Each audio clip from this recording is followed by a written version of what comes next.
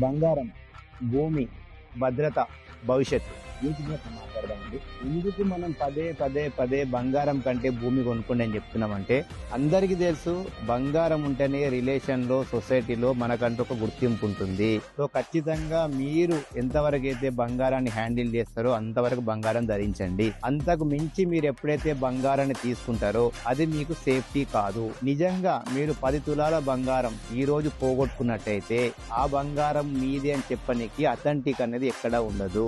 అదే మీరు భూమి 50 గజాలు రిజిస్ట్రేషన్ చేసుకున్న గవర్నమెంట్ స్టాంప్ డ్యూటీ అని ఒకటి ఉంటుంది.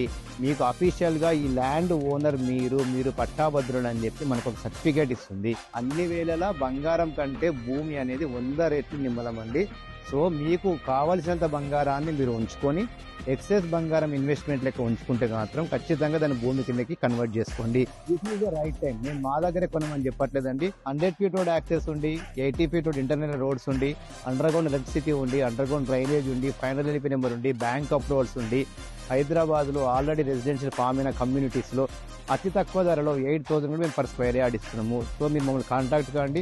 నచ్చితే ఖచ్చితంగా మా దగ్గర ఇన్వెస్ట్మెంట్ చేయండి. ఎప్పటికైనా కావాల్సినంతే బంగారం ఉంచుకోవాలి. బంగారం ఎప్పుడైతే ఎక్కువ ఉంటే దాన్ని మనం ల్యాండ్ కింద మలుచుకుంటే యు ఆర్ ది సేఫెస్ట్ సెక్యూరిటీతో పాటు ఉన్న ఇన్వెస్టర్ లెక్క మీరు నిలిచిపోతారు చరిత్రలో.